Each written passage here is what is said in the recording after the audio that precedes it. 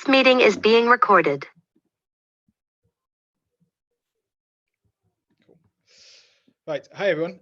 Thanks for joining our webinar today. We are here as Earth Blox to talk to you about bringing your climate analysis and capabilities in-house. So thanks for joining. As everyone kind of streams in, we'll get started straight away because we're conscious of time. So yeah, delighted to be here and presenting this webinar to you and our exciting journey as well as Earth Blox. Do have a couple of slides to go through, which we will do so today. But first up is the website, the webinar agenda. So obviously we'll do our welcomes. We're going to do some introductions as well to the team who will be presenting to you today. We want to talk about some key business challenges, and that's the thought behind bringing your capabilities in-house. What are we seeing as a software provider when we talk to prospects and to our customers and just generally out there in the world of geospatial analysis and Earth observation? We'll then give you an introduction to Earth Blox if you're not familiar with who we are and what we do. We'll also then do a demonstration of Earth Blox so you can see it in action and understand why we think that you should be bringing your capabilities of analysis in-house. We'll back that up with a couple of customer case studies and then we'll recap and we'll follow up with any next steps if you wanted to reach out. So without further ado, my name is Stephen Wright. I am the head of sales here at Earth Blox. I've been here for a few months. The reason why I joined is to help with the fight against climate change and to promote sustainability. And there's no better way, in my opinion, to do that than physically looking at the Earth and what is going on, looking at the trends, looking at the analysis and being able to make a difference. But I'm joined here today by Sam Fleming, one of our co-founders and our head of customer success. I'll allow him to introduce himself as well. Thanks, Stephen. Hi, everyone. My name's Sam Fleming, and I'm one of the co-founders of Earth Blox. Before Earth Blox, I worked running satellite mapping projects on behalf of customers all over the world. And I guess the kind of big change that drove me to and my colleagues to building up Earth Blox was to empower you and our customers to be able to do this work themselves. And hopefully today we'll explain a bit more about why that's important and how you can get more value out of it by doing so. So Stephen, back to you. Thank you very much. Cheers, Sam. Thanks. So what we want to talk about today is some of the key business challenges that we're finding. Like I said at the beginning in the introduction, people that we're talking to, whether or not that's prospects or customers or friends in the EO world. So we wanted to have a look at some of those challenges. And this isn't just for B2B or commercial settings, this is for NGOs and charities and education as well. So what we're finding is that the demand for satellite imagery analysis is increasing rapidly for those working in these sectors, whether or not it's in nature-based solutions or carbon offsetting, ESG investing, or others like forestry insurance or reforestry in areas like that. So this is backed up by a United Nations report that from 2021 that suggests that investment into MBS is expected to triple by 2030 and increase fourfold by 2050 to meet these net zero targets that countries are trying to adhere to going forward. And what this is doing is increasing the need for quick evaluations, whether or not that's kind of complex or repetitive analysis, and being able to do that by more roles within people's businesses. So there's an over-reliance currently on going direct to geospatial experts, Earth observation experts, and it's difficult to get these people into your business. It's difficult to hire for these businesses. Anyone who's here today who's tried to hire into some of these roles may have been affected by that, and that's why you're here, or you're just seeing the same trend. So it'd be interesting to hear that. But what we're trying to do and what we're trying to see is, can you diversify who is able to do this work into roles? So can the commercial teams conducting assessments of areas to invest in, or the ground teams providing reporting, do this? And this is a challenge that we're seeing across the board, which is of interest to most people. Like I said, the job market is exploding. So this is again backed up by from the growing field of geographic information systems.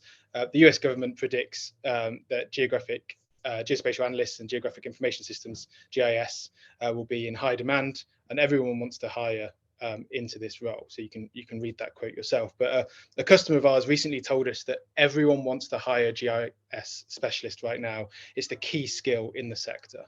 And if you just have a look on LinkedIn and see the number of roles just for GIS specialists, you'll see that there's a number going up The other day we had a look ourselves just to see who was hiring and what was going on. There's only over 140 new roles within 24 hours posted for GIS specialist. If you take all the different kind of titles that might take, on senior GIS specialist or geospatial specialist, analyst, for example, that's going to increase massively. So yeah, over 140 people could potentially have been hired in that 24-hour period. What's the cost though to people? What's the cost to businesses? And hopefully, you know, people attending this and watching this after the webinar, when they kind of get the recording, will see that it's expensive not only to hire people, but also if you don't have the right people to go out and get consultants. And this is particularly of interest to kind of the small startups and SMEs looking to make a difference in this space, and NGOs and charities. If you need the geospatial analysis, again, customer that we spoke to recently said that they were going to be charged between £10,000 and £20,000 for kind of 2 to 3 months worth of project analysis, and that's expensive. That's straight off your bottom line. That's cash up front that you need to pay to get that analysis, which is difficult if you can't then just hire somebody as well. And then the other part of this is that field work is time and labor intensive, and alternatives like drone monitoring and LiDAR are as expensive as well. So how do you fill that gap now between when the price of that work kind of comes down because of movement in technology and it getting cheaper or less expensive as an investment? You know, how do you fill that time? So a customer also said, is the quote you can see at the bottom, that they don't want to spend 50% of their donations on remote sensing just to see if the forest is growing. But you can't also then travel to see that forest is growing regularly because of the emissions that you're going to emit based on the plane travel or train travel or however you might need to get there if it's halfway across the world. So what is our vision, and why is everything that I've just spoken about important? Well, we want to solve these problems with satellite data to meet project objectives. Whatever you're doing, wherever it is in the world, like we mentioned at the beginning, NBS, carbon offsetting, whether or not it's insurance, you know, it should be simple, effortless, and powerful. And you should have a tool that allows you to do that. And you should have a tool that doesn't cost the earth, excuse the pun, to be able to get that work done. So that's why we created Earth Blox, to be a tool that provides the access to give everybody that information. And our vision is that everyone, everywhere, addressing this work that needs to be done should be able to benefit from the amazing intelligence geospatial data offers. And being able to do that, you hit your net zero efforts quicker, which is great. We were founded to kind of give credence to what we're trying to do and to back up our message and our vision, but we were founded by remote sensing scientists and PhDs who have been in this industry for decades. If you just have a look at our founding team, it'll be quick to see and see the work that they've done and the names that are associated with the business. So they saw that need to make access easy and affordable to accelerate the pace of change. So it's not a cost, it's more of an investment.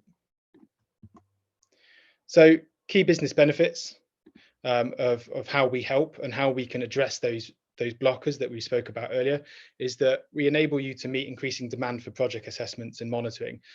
We can bring your remote sensing capabilities in-house to control your costs and give project managers, commercials, on-the-ground team a user-friendly tool to run their own analysis. So you're not having to rely on a bottleneck.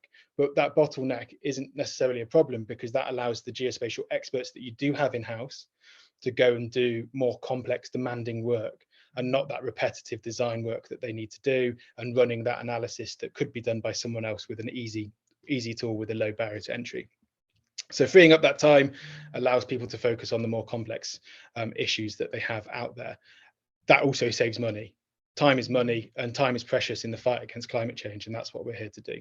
So we have a number of customers. Here's some logos. Usually on our website, there's a few case studies as well, should you want to go and have a look at them. But these are some of the people that we're working with around the world. So hopefully there's some names you recognize there today. And I'm sure some of our customers may have also joined us on this webinar. So that's a quick run through of some of the problems that we've noticed, some of the issues that people are having with some kind of evidence to back that up. I mean, we wouldn't have been founded by academics if we didn't have the evidence as well. But now we want to show you how you can actually do that with a demonstration. I won't be doing that. I'll leave that up to Sam. So I'm going to hand over, if you just give me 2 seconds, to give the host to Sam, and then Sam will be able to do this for you. Thanks, Stephen. Thanks. So just while Stephen's sorting out those permissions, in just a minute I'll be able to share my screen with you, and I'll walk through two different examples of Earth Blox in action. So if I just share my screen, so I'm relying on my colleagues here to tell me whether this is shared okay. We can see, yeah, we can see that. Perfect. Great. So I guess welcome to Earth Blox, and as we do have a number of customers watching, welcome back. I'm going to talk through two different examples of Earth Blox in action. I'm going to touch on a couple of issues that are quite topical at the moment. So we're going to look at how Earth Blox can be used in two different ways. So the first thing that we're going to do is we're going to have a look at how we can assess damage from wildfires.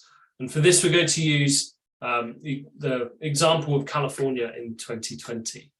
So I'm going to pull through an area asset that I've already uploaded to Earth Blox previously. So if you are an Earth Blox customer, you are able to store your own kind of asset and project locations straight into the platform. That data is basically kept secure and in a number of ways ring-fenced completely. So kind of security of your data there, but also making it easy for you to do analyses on areas that you're working at repeatedly. So here we are on the edge of city of San Jose. So in this area in 2020, as we will see just shortly, there were quite a lot of catastrophic wildfires that hit the forests here. So if I turn on the underlying satellite imagery, it will give you a little bit more of the context for this area. Heavily forested hill region just outside San Jose. So we can turn the labels on and see that. So we're going to go over to the left-hand side of the screen here. And for the first example, we're going to go into the solutions toolbox. So within here, we have a number of kind of pre-built solutions that we've been working directly with our customers to develop. And so these are pre-built in the sense that you don't really need to do a whole lot to get some answers out. We've done a lot of that hard work for you. So I am going to drag and drop a workflow that's specifically built for looking at fire damage into the workspace. So you can see here that we have a number of blocks which have already been connected up together. So this is basically ready for us to look at a specific fire event. The blocks basically replace all the coding that you would otherwise have to do in something like Google Earth Engine. But we as a team have taken care of all of that hard work and to kind of put all of our expertise into these different blocks to make things much easier for you. But at the same time, giving you, the user, the kind of power to kind of customize and tailor exactly how you'd like to be able to process the data. So I'm going to look at a particular fire event that occurred over a series of days in August 2020. We're going to be pulling through some satellite imagery to do that and generating a specific burn index, which is going to really highlight exactly which areas have been damaged by fire. For some of our more advanced users, you can go into some of the deeper options to see how that's done. But also, again, customizing and tailoring exactly how this analysis is done. So rather than just relying on an off-the-shelf product where you don't really know what's happening under the hood, and you certainly don't get any control over it, with Earth Blox, we're condensing our expertise into the blocks, but still giving you full transparency and full control over how the analysis is performed. So we're going to set this running.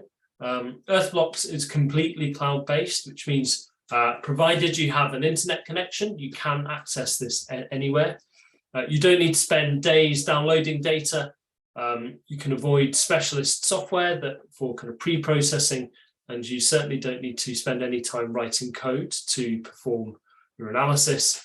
With Earth Blox, it just happens in a matter of seconds. So we have an output that has appeared onto the map here. So What's interesting about this analysis is that we're pulling through two different types of satellite data. So we're using one that monitors on a daily basis to identify where and when fires are occurring at quite a coarse resolution. So on big picture, is there a fire somewhere? But then at the same time, we're using another satellite to really pinpoint down on, well, okay, there was a fire. Where has actually been damaged by that fire? So the green areas are the kind of broad scope of there's a fire somewhere in this area. But the red areas are where we're doing some further analysis using that burn index to really pinpoint and highlight exactly where damage has occurred. So underneath the data here, we can see some of those layers. You can see how some of the areas and some of these forests have been catastrophically impacted by the fire. If we go over onto the dashboards tab, we can see that over 8,000 hectares of forested area were impacted, which for such a large area makes up about 5% of the area, which is pretty huge, and certainly I can see why it ended up on the news. With multiple different areas, we can then do a comparison between different locations and see where was more affected than others. But all of this data can be exported directly out of Earth Blox, so either as a spreadsheet or in a GIS compatible format. So Earth Blox becoming really just one step on your journey. Similarly, all the data that you can see on the map can be exported and then put into a GIS program for further work. So as a kind of first example, that's what I wanted to show you. Fire is obviously is rather topical at the moment. And so by using some of the kind of pre-built solutions that we have at Earth Blox, sort of very, very quickly able to do what is essentially quite complex analysis, but getting really detailed information about the impact of different fire. So sticking on the theme of catastrophic climatic events, I'm going to show you a second example. And so this time we're going to go over to East Africa, and we're going to look at Mozambique. So during March 2020, there was Cyclone Idai hit this area, and the result of that cyclone was some catastrophic floods. So I'm going to draw an area for analysis onto the map here. So with around the city of Beira here. So we're going to be using Earth Blox to assess the extent to which that flood impacted this area. So I was, again, pre-Earth Blox, I was involved in some work with the government, actually just up the valley in Malawi, to help them monitor the satellite imagery to identify where the floods occurred, which then meant that they could target their kind of post-event recovery efforts. And so I think that's, for me, this is a really a kind of real life example of where something like Earth Blox can really have a really big impact in people's lives. So we're going to pull in the event damage kind of workflow again, but this time we're going to be building this up ourselves. So dragging and dropping the different blocks into the workspace to build up a slightly different kind of analysis. So again, using similar tools, but basically enabling us to kind of really focus and tailor around exactly what it is that we're looking for. So this time we're going to use some radar data. Radar is, as we'll see in just a minute, is particularly good at differentiating between water and non-water.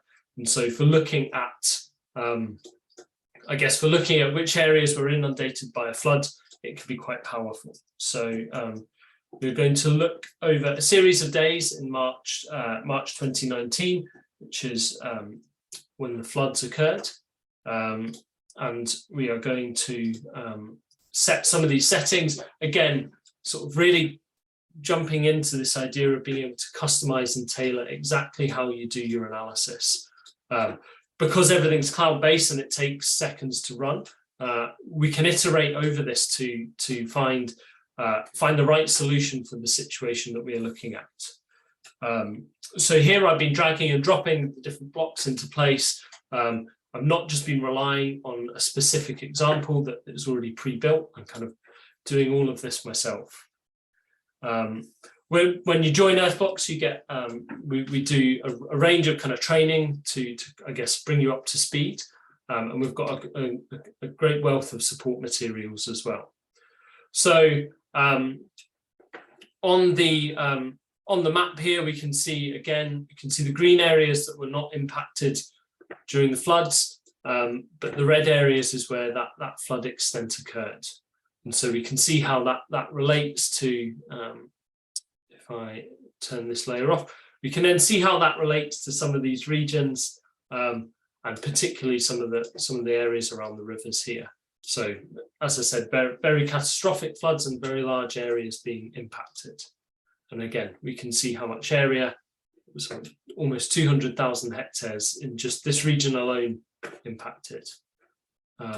So basically two different examples of using Earth Blox to look at different environmental events and how Earth Blox can be used to kind of analyze and really kind of pinpoint where things are changing, where you might want to target your efforts. So kind of putting all of our kind of expertise into the blocks so that non-Earth observation experts can make use of this themselves, but then leveraging the cloud to process through what is really quite a lot of data in just a matter of seconds. By linking into Google Earth Engine, there's a whole range of different types of data that we've been able to make use of today, from fire to water and looking at the terrain, and sort of bringing this all together into a platform for you to be able to use. So I'm going to stop sharing my screen now, and I think we'll talk a little bit more about some of our specific customers that, some specific customers that have been using Earth Blox. So I'm going to switch back over to Stephen, who's going to share his screen there. Yeah, cheers. Cheers, Sam. Yeah, so hopefully you saw kind of the power that we can deliver there through Earth Blox, and what is a kind of predetermined workflows that have been built and replace code, but also the power of the processing and how you can actually kind of change some of that to fit what you want to do. And hopefully that was obviously useful. And at the end of the webinar, there'll be the chance to ask questions, and we'll put up our contact details so you can contact us if you want to learn more. But yeah, really powerful. So yeah, thank you, Sam. I'm just going to share.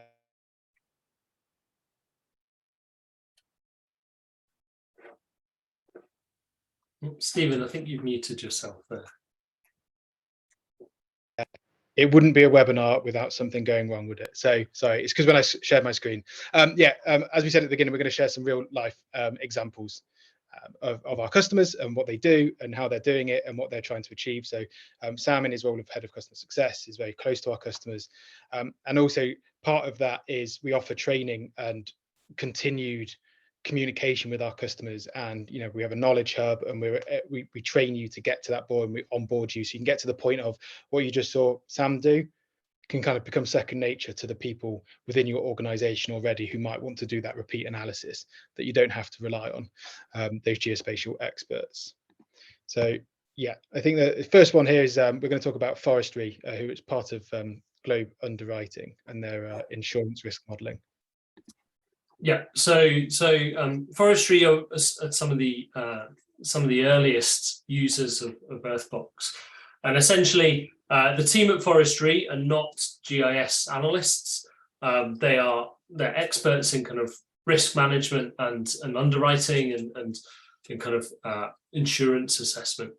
And essentially what they were looking for is to be able to make use of satellite data and Earth observation to increase the accuracy of risk assessment, of their risk assessments when they're quoting for insurance, which means that they can provide insurance where competitors are not able to, because they're able to access data that others are not able to make use of, but also reducing the time to delivering quotes. So this idea of being able to run repetitive analysis to understand, okay, if we're going to insure this forest, what's the risk of fire?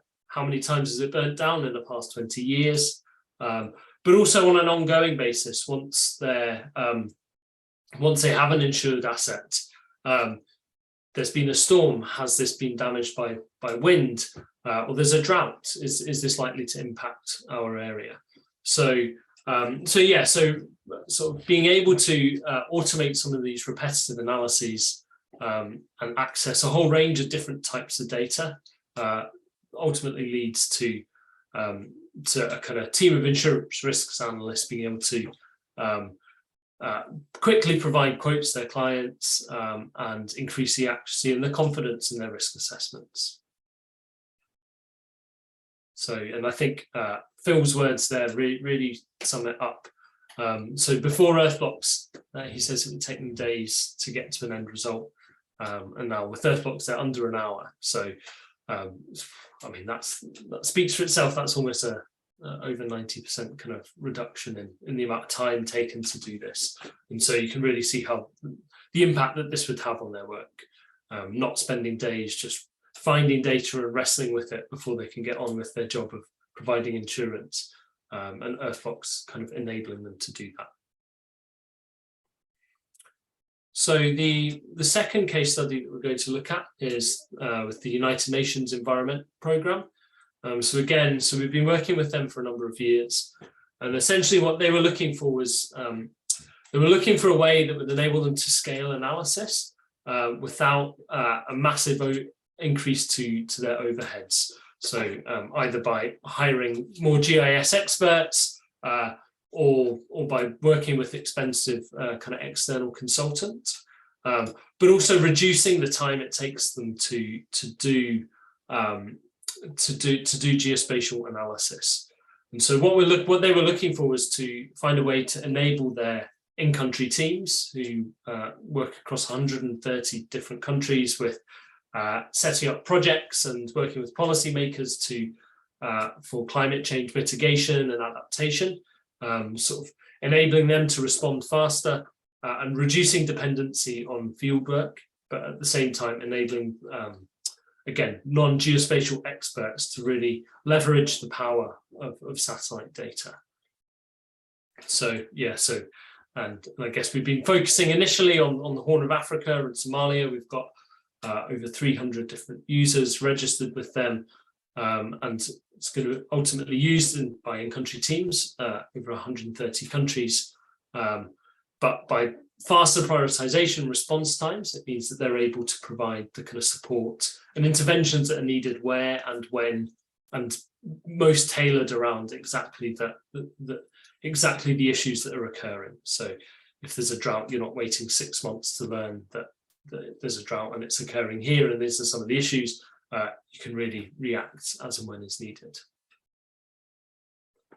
And so I mean, again, in the words of David, they spent quite a long time looking for a solution that would let them do this, and found that Earth Blox really fitted in with exactly how they wanted to be able to do things, kind of leveraging that power of kind of satellite data, but getting over the kind of technical hurdles and barriers that were perhaps preventing them from making better use of this in the past. Cool, thanks, Sam. So yeah, just to kind of give a recap of everything that you've seen, some of the benefits and why Earth Blox and the software that we provide should help you bring that capability in-house, as is the theme of the webinar.